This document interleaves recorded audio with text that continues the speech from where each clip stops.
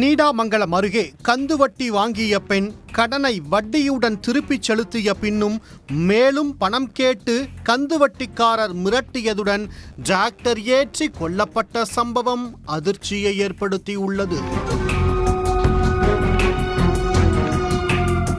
திருவாரூர் மாவட்டம் நீடாமங்கலம் அருகே சோனாப்பேட்டை கிராமத்தைச் சேர்ந்த 45 வயது காந்தி என்பவர் அந்த பகுதி மக்களுக்கு வட்டிக்கு பணம் கொடுத்து வசூலித்து வருகிறார்.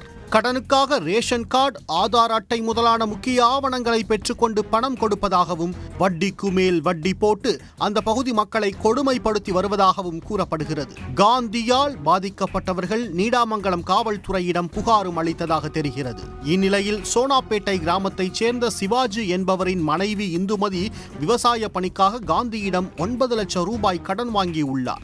அதற்கு வட்டி மற்றும் முதலுமாக சேர்த்து 20 லட்சத்தை காந்தியிடம் திருப்பிச் செலுத்தியுள்ளார். ஆனால் வட்டி பாக்கி 2 லட்சம் உள்ளதாக கூறி இந்துமதியை காந்தி தொடர்ந்து தொந்தரவு செய்து வந்துள்ளார். நேற்று மதுபோதையில் இருந்த காந்தி டிராக்டரில் இந்துமதி வீட்டுக்கு சென்று அவரது குடும்பத்தினரை தகாத வார்த்தைகளால் திட்டியதோடு தனது டிராக்டரை கொண்டு இந்துமதி மகள் வாங்கிய புதிய கார் மீது வேண்டுமென்றே மோதி சேதப்படுத்தியுள்ளார். அத்தோடு நிற்காமல் அங்கு நின்று கொண்டிருந்த இந்துமதி மீது வேகமாக டிராக்டரை மோதியுள்ளார். இதில் படுகாயமடைந்த இந்துமதி சம்பவ இடத்திலேயே உயிரிழந்ததாக கூறப்படுகிறது. இதையடுத்து காந்தி அங்கிருந்து தப்பி ஓடி தலைமறைவாகியுள்ளார். இந்துமதி கொலை குறித்து தகவல் அறிந்த நீடாமங்கலம் போலீசார் சம்பவ இடத்துக்கு விரைந்து சென்று இந்துமதியின் உடலை கைப்பற்றி உடற்கூறு ஆய்வுக்காக மன்னார்குடி அரசு தலைமை மருத்துவமனைக்கு அனுப்பி வைத்தனர்.